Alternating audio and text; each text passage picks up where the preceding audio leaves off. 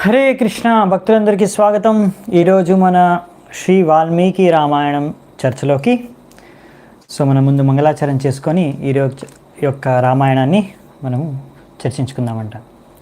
ఓం అజ్ఞానతిమిరాంధస్య జ్ఞానాంజనాశలాకయా చక్షోరున్మిలితం येन తస్మై శ్రీగురవే నమః. శ్రీచైతన్యమనోభీష్టం స్థాపితం येन భూతలే స్వయం రూపః కదా మह्यं దదాతి స్వపదాంతికం. వందేహం శ్రీగురూన్ శ్రీయుతాపదకమలం శ్రీగురూన్ వైష్ణవాంశ శ్రీరూపం సాగ్రజాతం సహగణ రఘునాథాన్వితాం తం సజీవం సాద్వైతం సావధూతం పరిజనసహితం కృష్ణచైతన్యదేవం శ్రీరాధా కృష్ణపాదాన్ సహగణలలితా శ్రీవిశాఖాన్వితాంశ్చ. నమో ఓం విష్ణుపాదాయ కృష్ణప్రేష్టాయ భూతలే శ్రీమతే భక్తివేదాంత స్వామినితి నామినే. నమస్తే సారస్వతే దేవే గౌరవాణి ప్రచారిణే నిర్విశేషః శూన్యవాది పాశ్చాత్యదేశతారిణే. నమో మహావదన్యాయ కృష్ణప్రేమప్రదాయతే కృష్ణాయ కృష్ణచైతన్యనామినే గౌరత్విషే నమః. హే కృష్ణ కరుణా సింధో దీనబంధు జగత్పతే గోపేశ గోపికాకాంత రాధాకాంత నమోస్తుతే. తప్తకాంచన గౌరాంగీ రాధే వృందావనేశ్వరీ వృషభానుసుతే దేవి ప్రణమామి హరిప్రియే. నీలాచలనివాసాయ నిత్యాయ పరమాత్మనే బలభద్రసుభద్రాభ్యాం జగన్నాథాయ తే నమః. వాంఛాకల్పతరుభ్యశ్చ కృపాసింధుభ్య ఏవ చ పతితానాం పావనేభ్యో వైష్ణవేభ్యో నమో నమః. జయ శ్రీకృష్ణ చైతన్య ప్రభు నిత్యానంద శ్రీ అద్వైత గదాధర శ్రీవాసాది గౌరభక్తవృంద. హరే కృష్ణ కృష్ణ కృష్ణ హరే హరే హరే రామ రామ రామ హరే హరే. హరే కృష్ణ. భక్తులందరికీ స్వాగతం.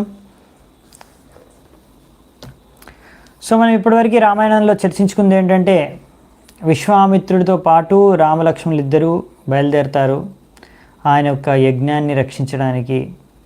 అలాగే అక్కడ ఉన్న రాక్షసులు అసురుల్ని, ఎవరైతే ఆ యజ్ఞానికి విఘ్నం కలిగిస్తున్నారో వారిని హతమార్చడానికి.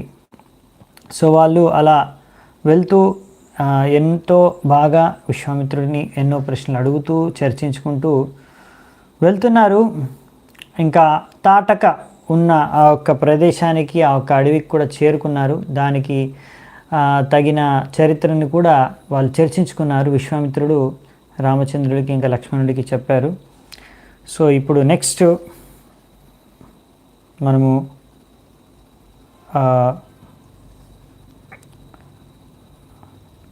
మనం లాస్ట్ టైము చర్చించుకున్నాము.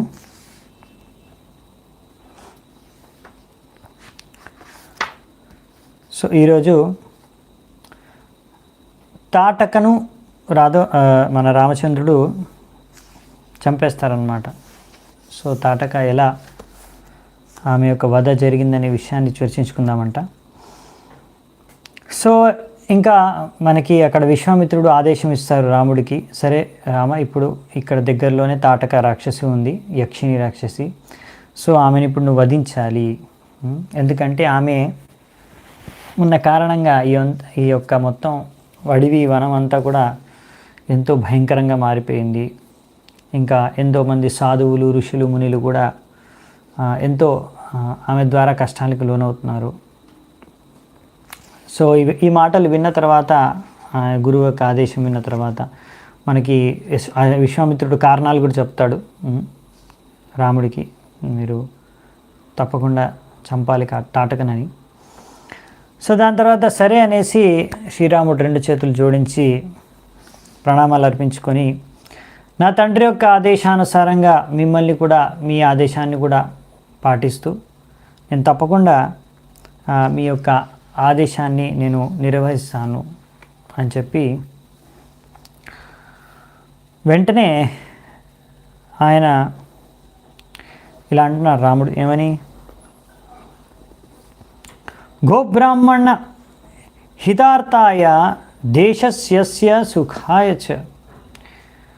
సో గో బ్రాహ్మణులో ఇంకా ఈ దేశం యొక్క హితాన్ని కోరి నేను తప్పకుండా మీ యొక్క ఈ సరైన ఆదేశాలని, అందరికీ మేలు చేసే ఈ ఆదేశాలని నేను తప్పకుండా నెరవేరుస్తాను, అంటే పాటిస్తాను అని చెప్తారనమాట.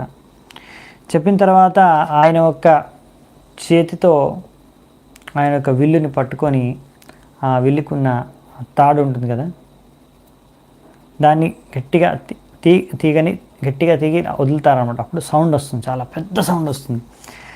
ఆ సౌండ్ విని భగవంతుడి యొక్క విల్లు నుంచి వచ్చిన సౌండ్ని విని అక్కడున్న అన్ని పశు పక్షులందరికీ ఆ శబ్దానికి భయపడిపోతాయి. మొత్తానికి అక్కడ తాటకకి ఒక ఈ సందేశం అనేది అందుతుందన్నమాట. ఎవరో ఇక్కడికి వచ్చారు, నన్ను యుద్ధానికి ఆహ్వానిస్తున్నారు. సో ఎవరది నా యొక్క అడవికి వచ్చేసి ఇంత సాహసం చేసింది అనేసి ఎంతో కోపంతో తాటక అక్కడికి ఆ శబ్దానికి విని వెంటనే అక్కడికి పరిగెట్టుకొని వచ్చేసింది అనమాట, ఎక్కడైతే రాముడు నించున్నారో.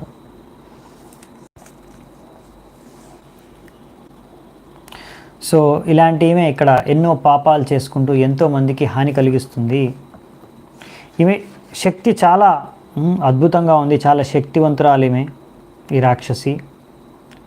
సో నేను ఈరోజు వెంటనే ఆమె యొక్క చెవులు ఇంకా ముక్కు కత్తిరించేస్తాను. తద్వారా ఎందుకంటే ఈమె ఆడ మనిషి కనుక మనము శాస్త్రాల ప్రకారం చంపొద్దు కనుక, ఆడవాళ్ళని రక్షించాలి కనుక నేను ఓన్లీ చెవులు ఇంకా ఈ ముక్కును తీసేసి ఆ విధంగా ఆమె యొక్క శక్తిని శక్తిహీనం చేసేసి వదిలేద్దాంలే అని అనుకుంటారనమాట. ఇలా అనగానే ఆ యొక్క తాటకి ఇంకా ఎక్కువగా కోపం వచ్చేసిందనమాట. కోపం వచ్చేసి ఆమె రెండు చేయెత్తి రాముణ్ణి ఆక్రమించడానికి, అటాక్ చేయడానికి వస్తుందన్నమాట. విశ్వామిత్రుడు వెంటనే గట్టిగా శబ్దం చేసి రాముడికి విజయం అవ్వాలనేసి ఆశీర్వాదం వచనం చెప్పేసి గట్టిగా ఆమె కూడా బెదిరించారనమాట. తాటక అక్కడ ఉన్న దుమ్మునంతా లేపుతూ ఆ దుమ్ముతో వర్షాన్ని కురిపిస్తుంది అనమాట రాముడి వైపు, అక్కడ దుమ్ము ధూళితో. సో ఆమెకి ఎన్నో మాయావి విద్యలు తెలుసు. సో అలా ఒక ఎంతో ఇవి ఉంటాయి కదా, వర్షం, ఏం వర్షం అంటే రాళ్ళ వర్షాన్ని కురిపించింది అనమాట రాముడి వైపు.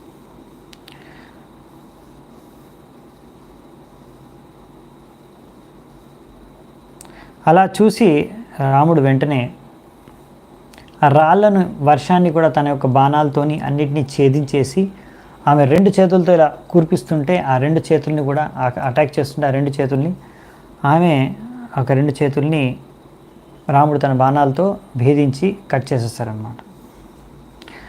దాని తర్వాత ఆమెకి ఇంకా కోపం వచ్చింది, కానీ ఇప్పుడు ఆమె కొంచెం గాయపడింది. ఇంకా ఈ తాటక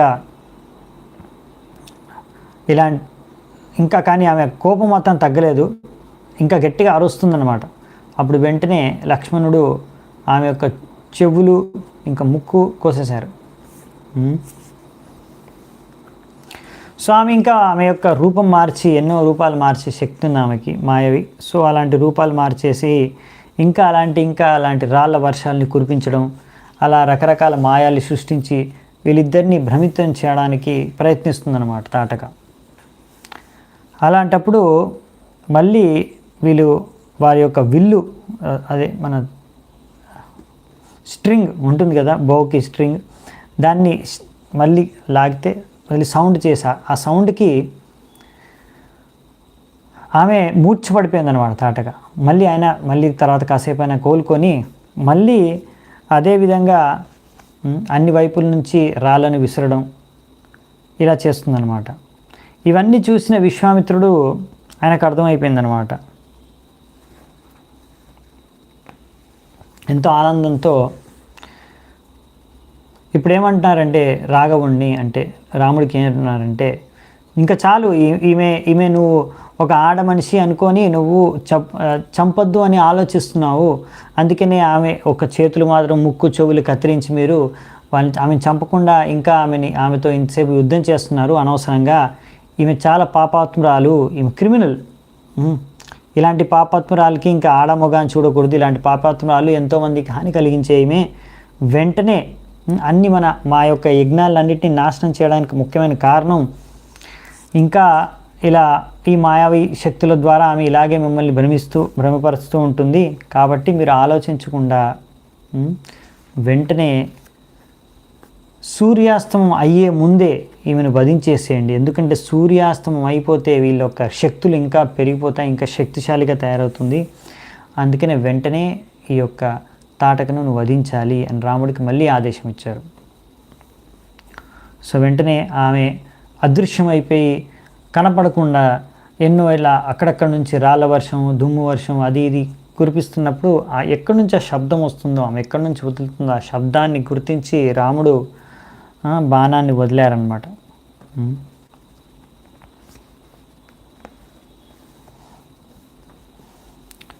సో ఈ విధంగా ఆమె ఎన్ని రాళ్ళ వర్షాలు కురిపించినా రాముడి ఎంతో ఆయన యొక్క ధనుర్విద్యతో బాణాలతో ఎదుర్కొని వాటన్నిటినీ సో ఈ విధంగా అడ్డుకున్నారనమాట. అంటే ఆమె చేసే ఏ రకమైన వర్షం, రాళ్ళ వర్షం ఏమీ హాని కలిగించట్లేదు రాముడికి, లక్ష్మణుడికి. సో ఆ విధంగా ఇంకా ఆమెకు అర్థమైపోయింది తాటకకి, ఇలా రాళ్ళ వర్షం కనిపించినంత మాత్రం వీళ్ళకి ఏం కాదు, వాళ్ళు ధనుర్విద్య వాళ్ళ బాణాలతో ఎదుర్కొంటున్నారు దాన్ని. అందుకనే వెంటనే ఆ యక్షిని రాక్షసి ఆయన తాటక ఇంకా ఇలా కాదు అనేసి నేను డైరెక్ట్గా వెళ్ళి వీళ్ళని అటాక్ చేసి చంపేయాలనేసి ఆలోచించుకొని ముందుకు వస్తుంటే అప్పుడు రాముడు ఇంకా బాణంతో ఆమె యొక్క గుండెల్లో ఆ బాణం తగిలి ఆమె చనిపోయిందనమాట, పడి అక్కడ. సో ఈ విధంగా అక్కడ తాటక మృతి చెంది చనిపోగానే అందరూ పైనుంచి దేవతలు ఇంకా రకరకాల అందరూ కూడా దేవతలు వాళ్ళందరూ కూడా ఎంతో ఆనందాన్ని వ్యక్తం చేస్తూ శభాష్, చాలా మంచి పని చేశావు రాముడిని మెచ్చుకున్నారు. అలాగే ఇంద్రుడు మిగతా వాళ్ళందరూ కూడా విశ్వామిత్రుడికి అన్నారనమాట, మీరు చాలా మంచి పని చేశారు, మెచ్చుకున్నారు విశ్వామిత్రుడిని, రాముడిని, లక్ష్మణుడిని. సో మీ అందరికీ చాలా శుభం కలుగు కాక అని కూడా అందరూ ఎంతో ఆశీర్వచనాలు శుభవచనాలు పలికారనమాట. సో ఇలా అందరూ దేవతలు ఎంతో ఆనందంతో ఈ యొక్క రాక్షసి చనిపోయిందని వ్యక్తం చేశారనమాట. దాని తర్వాత వాళ్ళు అన్నారు దేవతలు విశ్వామిత్రుడికి, ఓ విశ్వామిత్ర, నీ దగ్గర ఎన్నో మంచి అస్త్రాలు ఉన్నాయి, దివ్యాస్త్రాలు. ఆ దివ్యాస్త్రాలు ప్రజాపతి కృషాశ్వ ఆయన యొక్క సంతానం, అంటే వాళ్ళందరూ ఈ దివ్యాస్త్రాల ప్రతినిధి. అంటే ఒక్కొక్క దివ్యాస్త్రము ఒక దేవత, ఒక డీటీ ఉంటారనమాట. ఒక్కొక్క దివ్యాస్త్రానికి ఒక దేవత కానీ ఒక వ్యక్తి దాన్ని అధిష్ట దేవత ఉంటారు ఒక్కొక్క అస్త్రానికి, దివ్యాస్త్రానికి. సో అలా ఒక దేవత అయిన ప్రజాపతి కర్షాశ్వ వారి యొక్క పుత్రులు వాళ్ళందరూ కూడా ఎన్నో దివ్యాస్త్రాలకి అధిపతులు. సో అవన్నీ దివ్యాస్త్రాలని మీరు వెంటనే ఈ యొక్క రాముడికి ఇచ్చేయండి, ఈయన సరైన యోగ్య వ్యక్తుడు అనేసి విశ్వామిత్రుడికి సలహా కూడా ఇచ్చారనమాట. ఇచ్చేసి అక్కడి నుంచి ఇంకా సెలవు తీసుకున్నారు దేవతలందరూ. ఇవన్నీ విన్న తర్వాత విశ్వామిత్రుడు ఎంతో ప్రసన్నుడయ్యి ఆ తాటకను వధించినందుకు రాముడి పట్ల ఎంతో ప్రసన్నుడై రాముడి యొక్క శిరస్సుని ఆయన వాసన పీల్చుకున్నాడంట. పీల్చుకొని సో మనం ఈరోజు ఇక్కడే రాత్రి ఇక్కడే ఉండి మళ్ళీ పొద్దున్న ఇక్కడ నుంచి మనం ఇక్కడే విశ్రాంతి తీసుకొని పొద్దున్న లేచిన తర్వాత ఇక్కడ నుంచి మన ఆశ్రమానికి వెళ్దాము అని ఇప్పుడు విశ్వామిత్రుడి యొక్క ఆశ్రమానికి బయలుదేరుతున్నారు అనమాట నెక్స్ట్.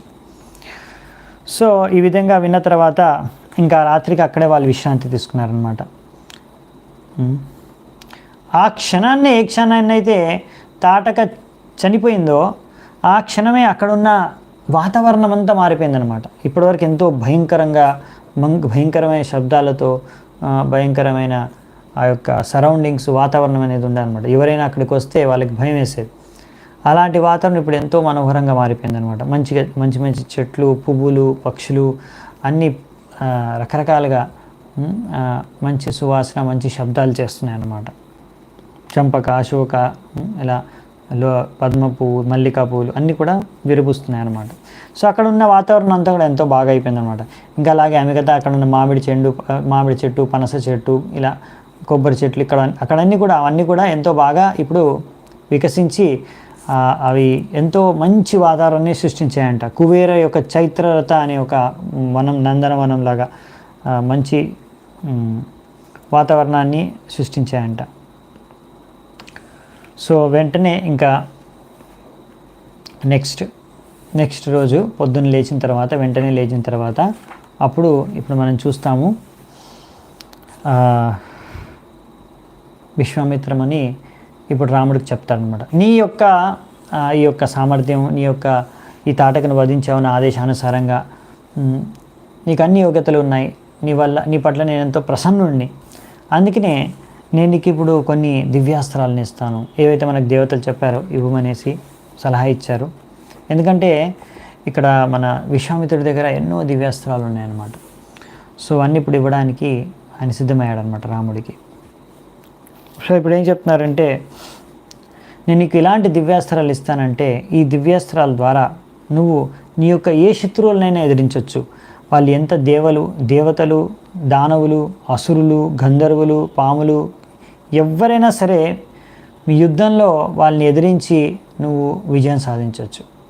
అంత దివ్యాస్త్రాలు అన్నమాట ఇవన్నీ.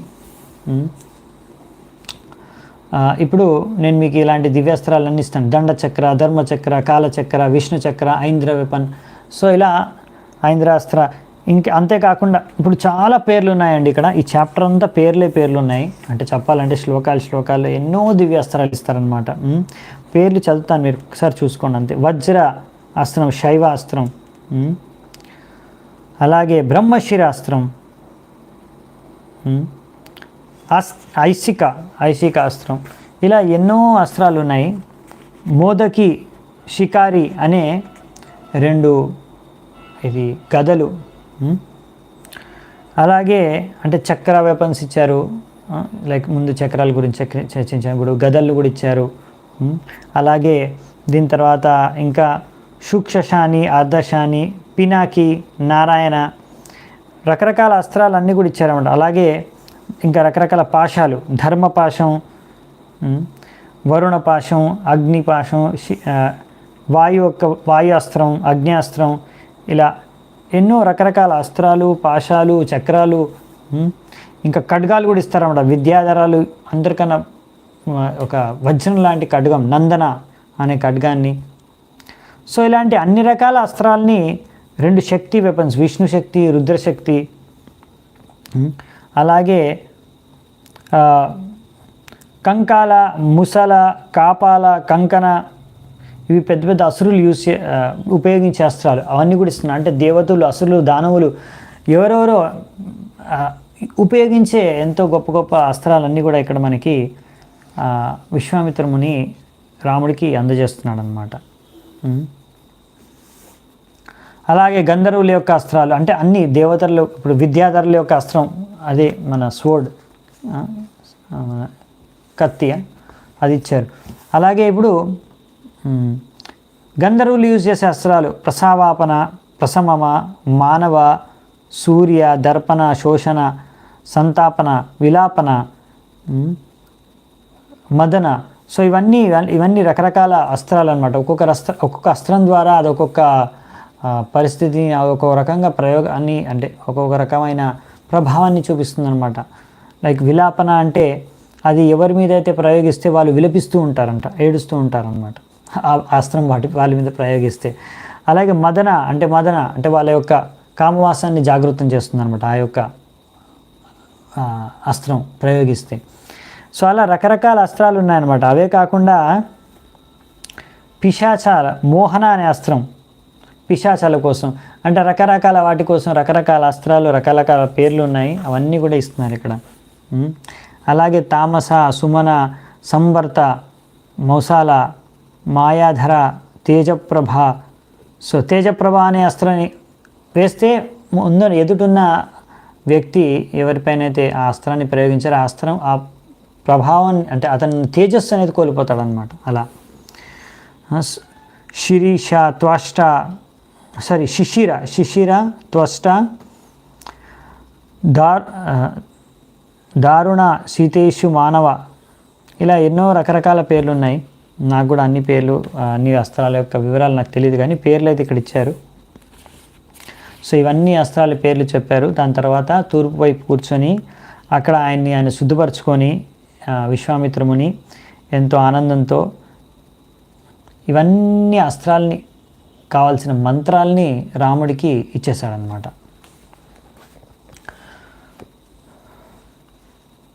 ఎన్ని అస్త్రాలు ఇచ్చారంటే రాముడికి ఇప్పుడు ఏంటంటే ఏ ఒక్క దేవత కూడా ఇన్ని అస్త్రాలు వాళ్ళ దగ్గర లేవు. అంటే ప్రతి ఒక్క దేవత దగ్గర ఏదో ఒక అస్త్రం ఉంటుందన్నమాట. కానీ అన్ని అస్త్రాలు ఏ ఒక్క దేవత దగ్గర కూడా లేవు. అలాంటి అన్ని అస్త్రాలు రాముడి దగ్గర ఉన్నాయి. అంటే ఇప్పుడు ఒక దేవతల దగ్గర ఉన్న అస్త్రాల కన్నా కూడా రాముడి దగ్గర ఇంకా ఎక్కువ దివ్యాస్త్రాలు ఉన్నాయన్నమాట ఇప్పుడు. సో అన్ని దివ్యాస్త్రాలు ఇక్కడ విశ్వామిత్రుడు రాముడికి ఇచ్చాడనమాట. సో దాని తర్వాత ఈ విశ్వామిత్రుడి పిలుపగానే ఆ అస్త్రాల అన్ని ఆ మంత్రాల ద్వారా రాముడి ముందు ప్రత్యక్షమయ్యాయి. రాముడి ముందు ప్రత్యక్షమైన తర్వాత వాళ్ళందరూ కూడా చేతులు జోడించుకొని రాముడి ముందు నించున్నారనమాట. మేము మీ యొక్క ఆజ్ఞను శిరసావహిస్తాము, మీరు ఏది చెప్తే అది మేము చేస్తాము, మేము ఇప్పుడు మీ యొక్క ఆదేశాన్ని పాటించడానికి సిద్ధంగా ఉన్నామని ఆ అస్త్రాలన్నీ కూడా చేతులు జోడించుకొని రాముడి ముందు నించున్నాయంట. ఇప్పుడు అంటే ఈ అస్త్రాలన్నీ కూడా చెప్పాం కదా, ఒక్కొక్క అధిష్ట దేవత ఉంటాడు ఆ అస్త్రాన్ని నడిపించే ఆ దేవత. సో అప్పుడు వెంటనే రాముడు వాళ్ళ యొక్క అందరి నమస్కారాన్ని స్వీకరించి ఏమన్నారంటే వాటన్నిటిని స్పర్శించి చేత్తో ఆయన అన్నారు, నా యొక్క మనసుని మీరు అనుసరించండి. మనసామే భవిష్యాధ్వం, అంటే నేను భవిష్యత్తులో ఎప్పుడు నేను తలుచుకుంటే నా మనస్సులో వెంటనే మీరు అప్పుడు ప్రత్యక్షం అవ్వండి. అలా నా మనస్సు యొక్క ఆలోచన యొక్క ఆదేశాన్ని మీరు పాటించాలి. సో ఇవన్నీ దివ్యాస్త్రాలు అన్నమాట. సో మనకి ముందు కూడా ఒకసారి ప్రభుపాద వారు చెప్తారు కదా, ఈ దివ్యాస్త్రాలు అనేవి ఏంటంటే ఇప్పుడు ఇలాంటి దివ్యాస్త్రాల యొక్క జ్ఞానం అనేది మన ఆధునిక శాస్త్రవేత్తలకు కానీ ఆధునిక యోధులకు కానీ దీని గురించి ఏం తెలియదు. అంటే వాళ్ళకి కొన్ని న్యూక్లియర్ బాంబ్స్ కొన్ని రకాల అస్త్రాల గురించి తెలుసు, అటామ్ బాంబు న్యూక్లియర్ బాంబు ఇటువంటివి, కానీ అవన్నీ కూడా మనకి ప్రభుపాద వారు అంటారు అన్ని అగ్నికి సంబంధించిన అస్త్రాలే. కానీ ఇక్కడ ఇంకా ఓన్లీ అగ్నికే కాకుండా వాయువు, ఇంకా గాలి అంటే వాయువు, ఇంకా వేరే రకరకాల సూక్ష్మతత్వాలతో కూడా తయారైన అస్త్రాలు ఉన్నాయి. మరియు ఈ అస్త్రాలన్నీ కూడా ఎంతో ప్రతి అస్త్రాన్ని ఒక దేవత అధిష్ట దేవత ఉంటారన్నమాట. అంతేకాకుండా ఈ అస్త్రాలన్నీ కూడా మంత్రాల ఉచ్చారణ ద్వారా అవన్నీ ప్రత్యక్షమవుతాయి. మనస్సు మైండ్ మన మనస్సుతో ఆ మంత్రాల్ని మనము వాటికి ఆజ్ఞ ఇవ్వచ్చు, వాటిని పిలవచ్చు. ఆ మంత్రాలు చదివి మనస్సు ద్వారా వాటిని మనం ముందుకు తెచ్చుకోవచ్చు. అలాగే మన మనస్సు ద్వారా అస్త్రాల్ని మంత్రాల ద్వారా ప్రయోగించవచ్చు. సో ఇవి చాలా విశేషమైన దివ్యాస్త్రాలు అన్నమాట. సో ఇవన్నీ అస్త్రాలు ఇచ్చిన తర్వాత ఇంకా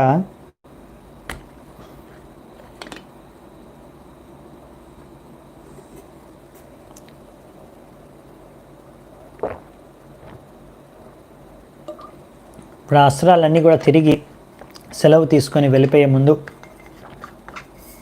ఆ సమయంలో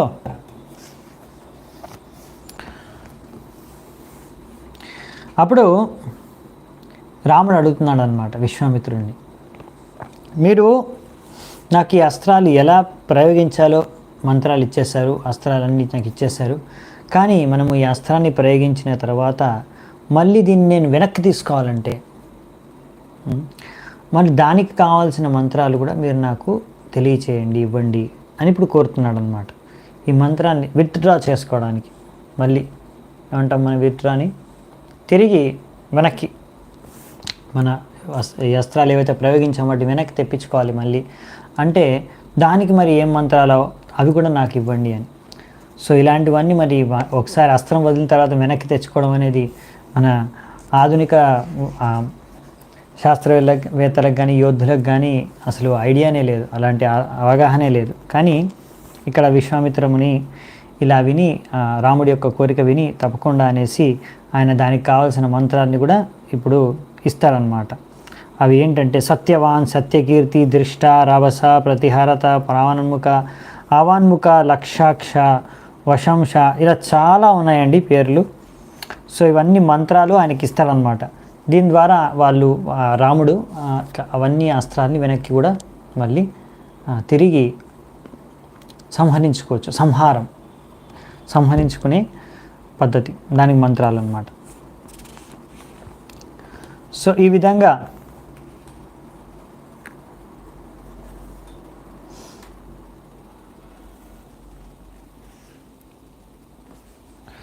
అవన్నిటిని కూడా రాముడు విశ్వామిత్రుడి ద్వారా స్వీకరించాడనమాట. ఈ కృషశ్వ నుంచి ప్రజాపతి కృషశ్వ యొక్క సంతానం అంటే పుత్రుల యొక్క ఈ అస్త్రాలన్నీ. సో అస్త్రాలు కూడా ఎంతో అవన్నీ కూడా చూడడానికి కూడా అస్త్రాలు వచ్చాయి కదా, ముందు ప్రత్యక్షమయ్యాయి కదా, వాళ్ళ శరీరాలు కూడా సాక్షాత్తుగా రాముడు దర్శనం చేసుకోగలిగాడంట. అవన్నీ కూడా ఎంతో ప్రశంసనీయంగా, ఎంత వెలుగునిస్తూ, ఎంతో ఆకర్షణీయంగా ఉన్నాయంట, ఎంతో ఆనందంతో ఉన్నాయంట. రాముడి ముందు నించున్నాయి. కొన్ని ఏమో నల్లగా ఉన్నాయంట బొగ్గులాగా, కొన్ని ఏమో పొగలాగా ఉన్నాయంట, కొన్ని ఏమో చంద్రుడిలాగా, కొన్ని సూర్యుడిలాగా, అవన్నీ కూడా. కానీ అన్ని అస్త్రాలు కూడా చేతులు జోడించుకొని నించున్నాయంట రాముడి ముందు. సో మళ్ళీ రాముడు ఇవన్నీ కూడా ఏ అస్త్రాలు అయితే సంహరించుకునే మంత్రాల ద్వారా వచ్చే అస్త్రాలు కూడా రకరకాలు ఉన్నాయి. సో ఇవన్నీ కూడా మళ్ళీ ఏం చేయాలి, మిమ్మల్ని మాకు ఆజ్ఞ ఇవ్వండి అని రాముడిని అడిగితే మళ్ళీ రాముడు అదేవిధంగా మానస కార్యకాలేషు, సో నాకు అవసరం ఉన్నప్పుడు సమయానికి నేను నా మనస్సు ద్వారా మిమ్మల్ని పిలుస్తాను, అప్పుడు మీరు ప్రత్యక్షం అవ్వండి, అప్పుడు నాకు సహాయపడండి అని చెప్పగానే అవన్నీ కూడా రాముడికి ప్రదక్షిణ చేసి అక్కడి నుంచి రాముడి దగ్గర నుంచి ఇంకా సెలవు తీసుకొని వెళ్ళిపోతున్నాయి అన్నమాట. సో ఈ విధంగా రాముడు అన్ని అస్త్రాలు, అన్ని దివ్యాస్త్రాలని విశ్వామిత్రుడి నుంచి అతనికి వచ్చిన తర్వాత ఇవన్నీ దివ్యాస్త్రాలు ఏవైతే ఆయనకు దక్కాయి ఇప్పటివరకు అవన్నీ కూడా ఆయన లక్ష్మణుడికి రాముడు ఇచ్చాడనమాట. ఎంతో ప్రసన్నుడై లక్ష్మణుడి పట్ల ఆయన లక్ష్మణుడికి కూడా ఇవన్నీ అస్త్రాలు ఏవైతే ఆయనకు దక్కాయో అన్నీ కూడా లక్ష్మణుడికి ఇచ్చేశాడు. సో ఇప్పుడు అంటే రాముడి దగ్గర కూడా ఉన్నాయి, అంటే ఆయనకు కూడా మంత్రోపదేశం చేశాడు, అంటే ఆయనకు కూడా మంత్రాలు చెప్పేశారు. లక్ష్మణుడు కూడా మంత్రాల ద్వారా ఆ యొక్క అస్త్రాలని పిలవచ్చు అన్నమాట మనస్సు ద్వారా. సో ఈ విధంగా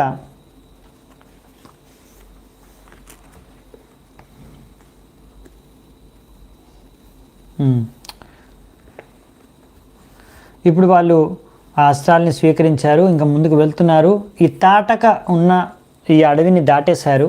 ఇప్పుడు నెక్స్ట్ ముందు ఇంకొక ఆశ్రమానికి అంటే ఒక మంచి సుందర ప్రదేశానికి వెళ్తున్నారు అనమాట. ఆ ప్రదేశాన్ని చూసే ఎంతో మనోహరంగా ఉంది, ఎంతో ఆనందాన్ని మనసుకి ప్రసాదించే విధమైన ఆశ్రమం ఏంటి ఇది, ఎవరి ఆశ్రమం అని ఇక్కడ రాముడు అడుగుతాడనమాట. ఎవరిని? విశ్వామిత్రుడిని. ఇప్పుడు వాళ్ళు కొత్త ఆశ్రమం వచ్చారనమాట. అంటే ఆ వాతావరణాన్ని చూసే ఇది ఒక సాధారణ అడవి కాదు, ఇది ఒక మంచి ఆశ్రమం అయి ఉంటుందనేసి గ్రహించి రాముడు విశ్వామిత్రునికి అడిగాడంట, ఈ ఆశ్రమం ఏంటి, ఎంత బాగా ఇక్కడ ఉంది, ఎంతో మంచి. ఆ తాటక ఉన్న అడవికి వెళ్ళినప్పుడు మా యొక్క రోమాలన్నీ కూడా నించున్నాయి, కానీ ఇక్కడ మాత్రం ఎంతో మనోహరంగా ఉంది, మనస్సుకి ఎంతో ఆనందాన్ని ప్రసాదించేసే విధంగా ఈ యొక్క వాతావరణం ఉంది. ఇక్కడ ఎవరిది ఆశ్రమం, ఈ యొక్క ఆశ్రమం యొక్క విశేషత ఏంటి చెప్పండి అని. సో అంతేకాకుండా మీరు నాకు తీసుకొచ్చారు నన్ను, మీరు యొక్క యజ్ఞాలు ఎక్కడో చేస్తానని మీ ఆశ్రమంలో. సో మరి మీరు చెప్పండి నాకు, మీరు ఏ రాక్షసుల్ని వధించాలో. ఇప్పుడు అన్ని దివ్యాస్త్రాలు కూడా మీరు నాకు ఇచ్చేశారు కనుక ఎవరైతే బ్రాహ్మణుల్ని సాధువుల్ని హింసిస్తున్న ఆ రాక్షసులు పిశాచులు అన్నింటినీ కూడా ఎవరైనా ఇలాంటి దుశ్చర్యలు చేసే ఏ రకమైన దుష్టులైనా సరే వాళ్ళందరినీ కూడా నేను సంహరిస్తాను. మీ యొక్క ఈ యజ్ఞాన్ని నేను తప్పకుండా రక్షిస్తాను. సో ఆ రాక్షసుని నేను వధిస్తాను. సో నాకు ఈ ఆశ్రమం గురించి చెప్పండి, అలాగే తర్వాత మీ యజ్ఞం కూడా రక్షిస్తాను కనుక ఎవరో రాక్షసుని చంపవలసింది ఎలా అనేది కూడా మనకు తెలియజేయండి అని ఇప్పుడు రాముడు విశ్వామిత్రుడికి చెప్తాడనమాట. ఇప్పుడు ఈ యొక్క ఆశ్రమం ఏంటి అంటే ఆ విశేషత ఏంటనేది ఇప్పుడు విశ్వామిత్రముని చెప్తాడనమాట. ఎలాగైతే రాముడు అప్పుడు అడిగాడు ప్రశ్న, ఈ యొక్క ఆశ్రమం ఎవరు, ఎక్కడ, ఏంటి, దీని విశేషత. సో ప్రతిదానికి ఒక చరిత్ర ఉంటుంది. సో దీనికి కూడా ఒక చరిత్ర ఉంటుంది అన్నమాట. సో ఈ ఆశ్రమం పేరు సిద్ధాశ్రమం. సో ఇప్పుడు విశ్వామిత్రముని చెప్తున్నాడు అనమాట. ఏమని, ఓ రామా, ఇక్కడ ఒకప్పుడు విష్ణువు స్వయంగా తపస్సు చేశాడు. ఎంతో ఘోరమైన కఠోరమైన తపస్సులు ఎన్నో సంవత్సరాలు చేశాడు. తద్వారా ఆయన అలా ఎన్నో సంవత్సరాలు చేసి దాని తర్వాత ఇక్కడ ఈ యొక్క ఆశ్రమం ఆయన అలా ఎన్నో తపస్సులు చేసిన కారణంగా ఈ ఆశ్రమం పేరు సిద్ధాశ్రమంగా దీనికి పేరు వచ్చింది.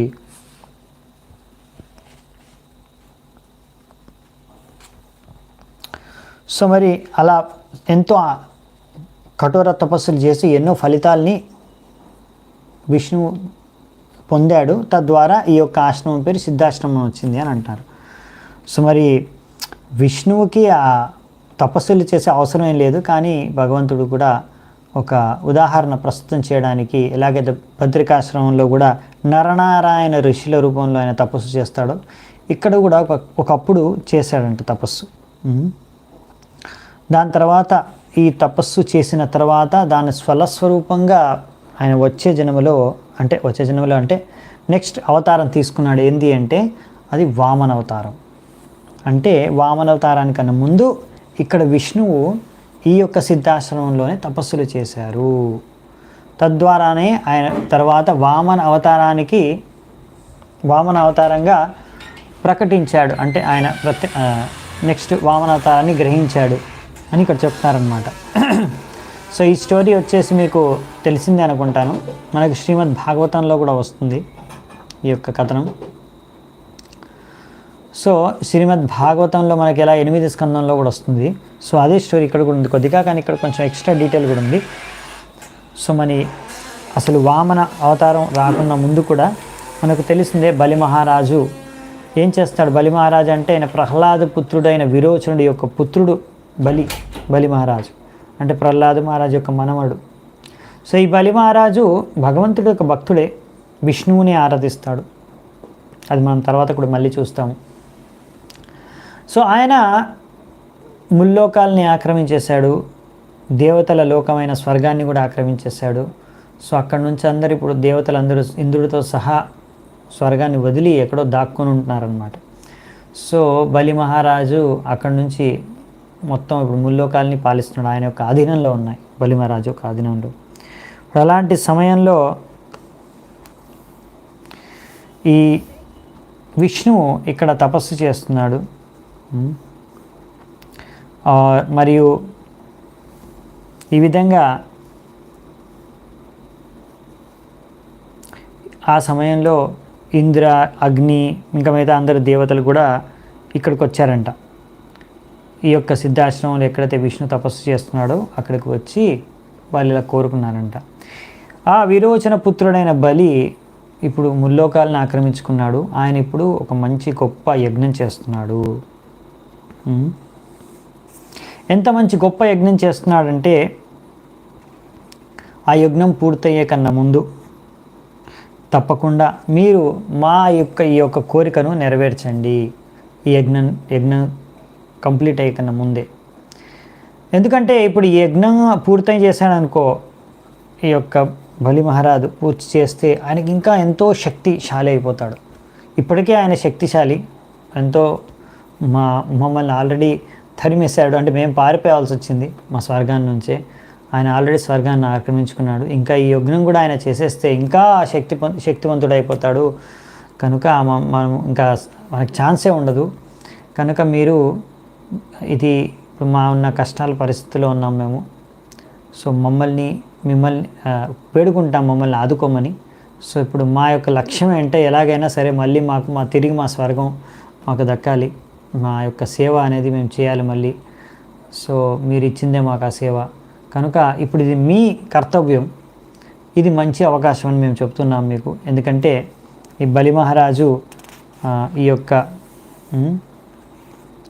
యజ్ఞం జరిగే సమయంలో ఎవరైనా అక్కడికి వచ్చి, ఏ బ్రాహ్మణుడైనా ఎవరైనా వచ్చి ఆ బ్రాహ్మణుడు అక్కడ ఆయన ఏది అడిగితే ఆయన కాదనకుండా తప్పకుండా వారికి ఆ వరాన్ని కానీ ఆయన ఏది దానం కానీ ఇచ్చేస్తాడు. అందుకని ఈ యొక్క అవకాశాన్ని మీరు ఉపయోగించుకొని తప్పకుండా మీరు బలి మహారాజు యజ్ఞం పూర్తి కాకుండా దానికన్నా ముందే మా యొక్క ఈ కార్యాన్ని నెరవేర్చండి. ఇప్పుడు బలి మహారాజు చేసే ఆ యజ్ఞం ఏంటంటే చాలా స్పెషాలిటీ ఏంటంటే, మామూలుగా కర్మకాండి యజ్ఞాలు ఉంటాయి, చాలా రకరకాల యజ్ఞాలు. అందులో మరి దేవతల్ని ప్రసన్నం చేసుకుంటారన్నమాట. ప్రతి ఒక్క దేవతని లాస్ట్కి విష్ణువుని కూడా ప్రసన్నం చేస్తారు.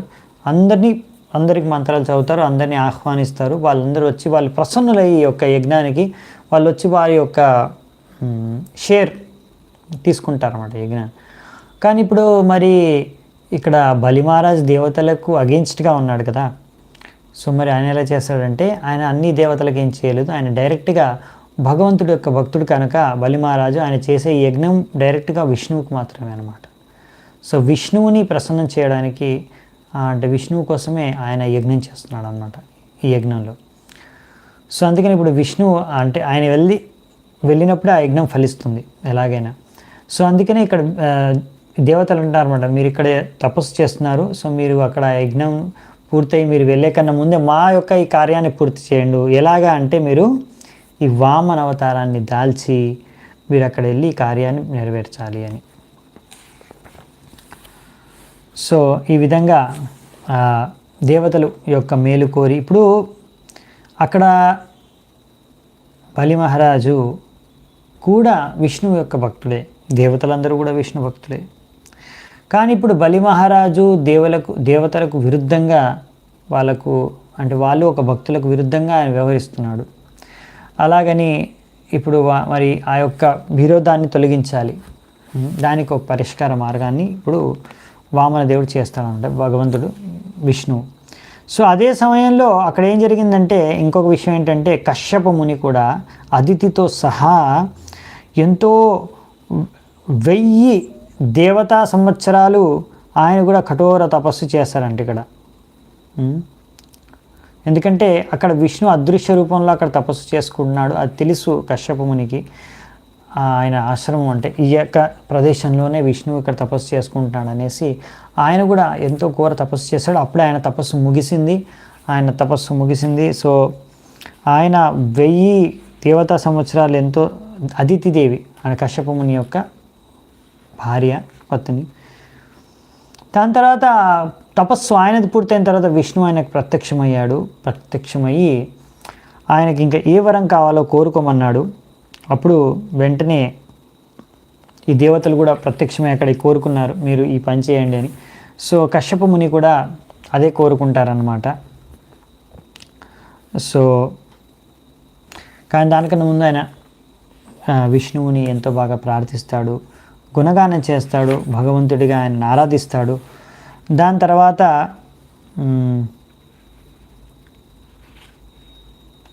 మీరు నాకు ఈ వరాన్ని ప్రసాదించండి, తద్వారా ఈ దేవతలు అదితి నా అందరి కోరిక నెరవేరేటట్టుగా మీరు అదితి మరియు నాకు సంతానంగా పుత్రుడి రూపంలో మీరు అవతరించండి.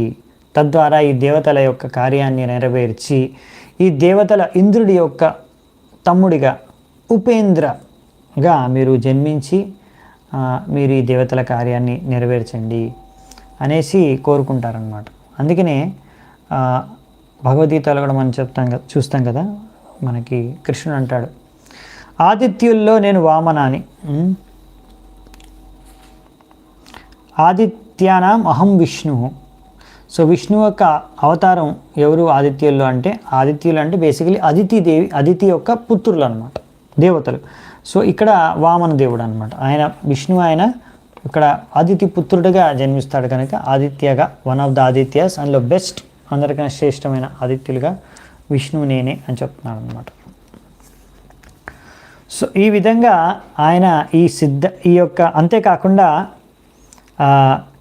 ఇక్కడ అప్పుడు కోరుకుంటారనమాట, ఎవరు కశ్యపముని విష్ణువుని కోరుకుంటారు. ఏమని కోరుకుంటారంటే, ఓ దేవాదిదేవుడా విష్ణువు, ఈరోజు నా యొక్క తపస్సు కూడా ఫలించింది,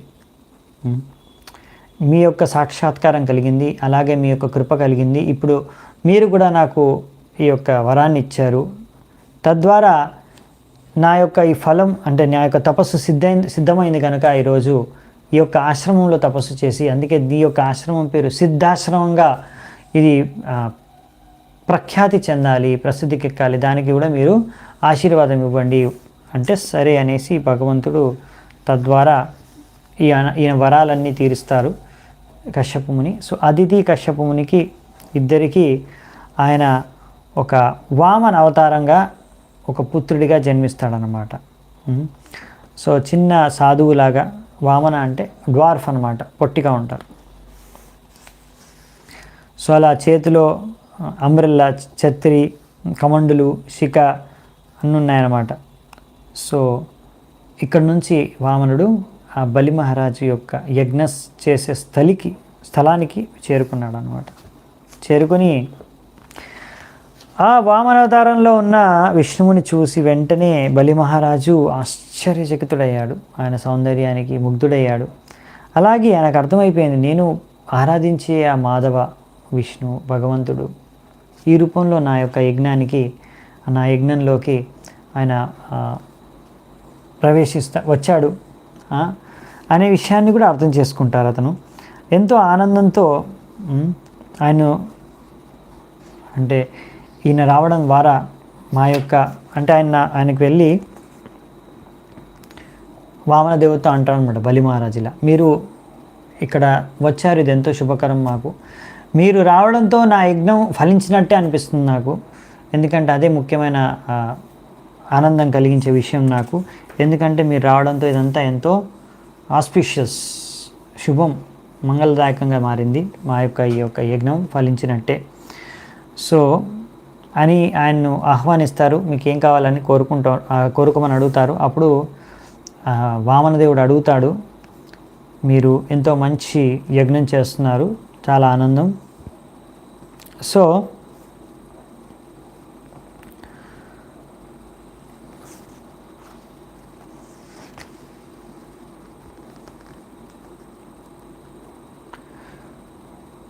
అప్పుడు మళ్ళీ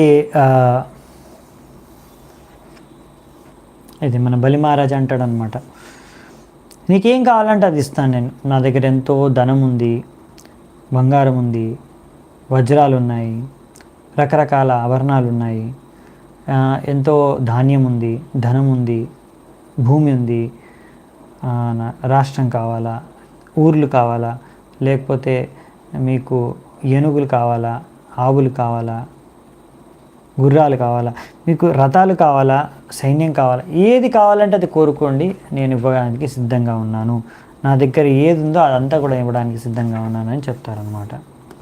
సో ఇలా చెప్పిన తర్వాత అది విన్నాక సో వామనదేవుడు అంటాడు, నాకు ఇవన్నీ ఏమీ వద్దు, నాకు నా మెజర్మెంట్ ప్రకారం, నా కొలత ప్రకారం నాకు మూడు పాదాల స్థలం కావాలి, 3 steps, నా 3 steps 3 పాదాల భూమి నాకు కావాలి అంటూ అని ఎంతో ఆనందంతో బలి మహారాజు స్వీకరించి, సరే మీకు అదే ఆనందాన్ని తృప్తినిస్తే నేను అదే ఇస్తాను మీకు అని అంటాడు అన్నమాట. వెంటనే అలా వామన దేవుడికి ఇలా ఆయన అంగీకరించగానే ఆ విషయాన్ని చూసిన అక్కడ శుక్రాచార్యులు ఎంతో వెంటనే అతను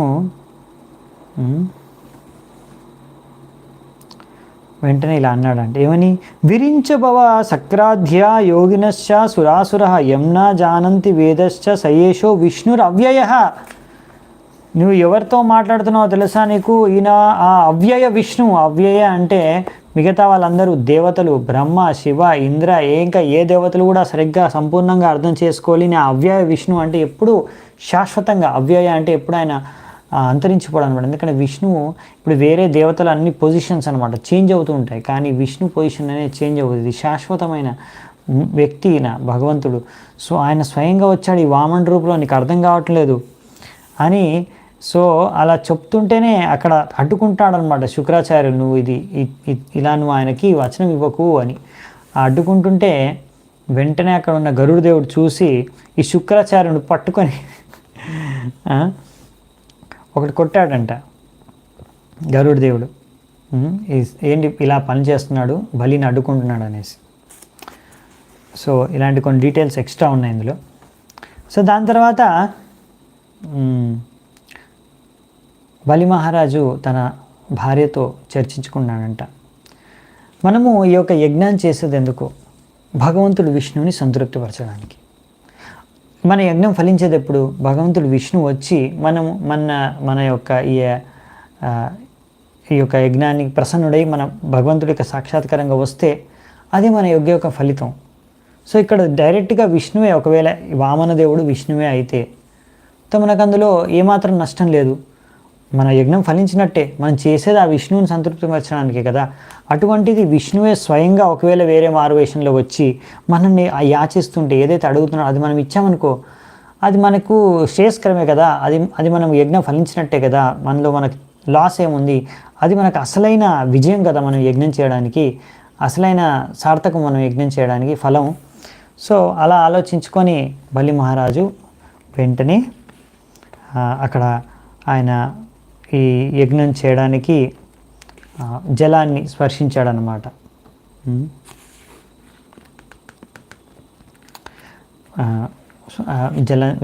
జలంతో విష్ణువు అదే వామన దేవుడికి జలాన్ని ఇచ్చి చేతులు కడుక్కోమని, అలాగే దాని తర్వాత శాస్త్రాల అనుసారంగా మీరు 3 పాదాల భూమిని మీరు స్వీకరించవచ్చు, మీ అనుసారంగా మీ 3 పాదాల భూమిని స్వీకరించవచ్చు అని చెప్తారనమాట. ఇలా ఎప్పుడైతే చెప్పేశాడో వెంటనే వామనదేవుడు పెద్ద రూపాన్ని తీసుకుంటాడనమాట. పెద్ద రూపాన్ని గ్రహించి, మనకు తెలిసిందే 2 పాదాలతో ఆయన ముల్లోకాల్ని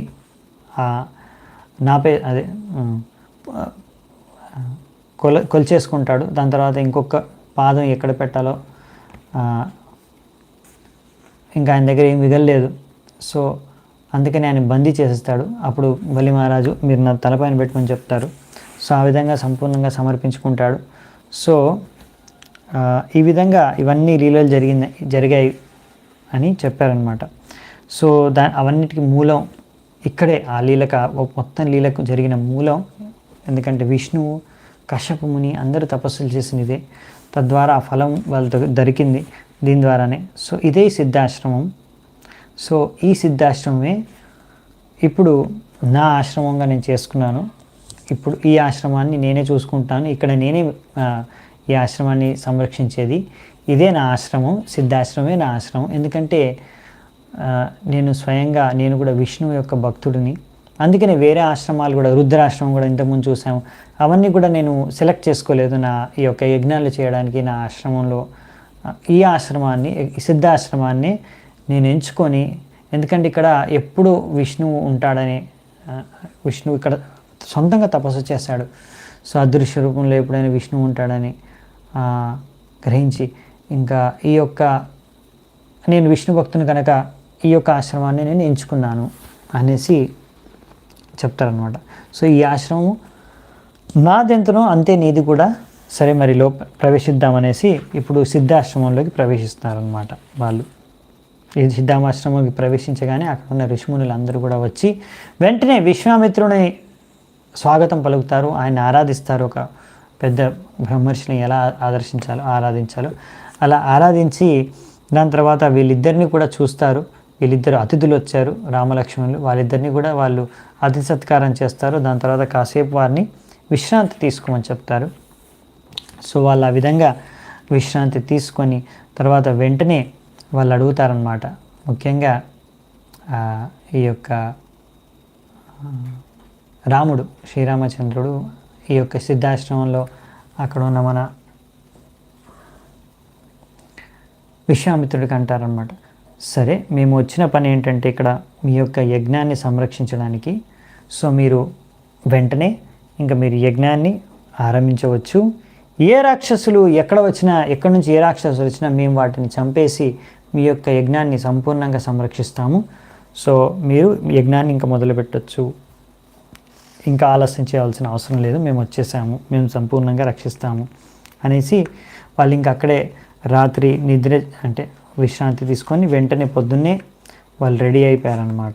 వాళ్ళ యొక్క జప ఇంకా వాళ్ళ యొక్క వందనం అన్నీ చేసుకొని అక్కడ విశ్వామిత్రుడు కూర్చొని ఉంటే అదే మంట ముందట అక్కడికి వచ్చి ఆయన ప్రాణామాలు అర్పించుకున్నారనమాట. సో దీని తర్వాత యజ్ఞం జరుగుతుంది, అందులో రాక్షసులు వస్తారు దాన్ని ధ్వంసం చేయడానికి. అప్పుడు రామలక్ష్మణుడు ఎలా వాళ్ళని అక్కడ వచ్చిన రాక్షసుల్ని తరిమి కొట్టేస్తారు, కొన్ని రాక్షసుల్ని చంపేస్తారు. ఇంకా దాని తర్వాత ఇంకేం జరుగుతుంది అవన్నీ విషయాలు మనము వచ్చే అధ్యాయాల్లో 30వ అధ్యాయం నుంచి వచ్చే వారం చూద్దామంట. అప్పటి వరకు సెలవు.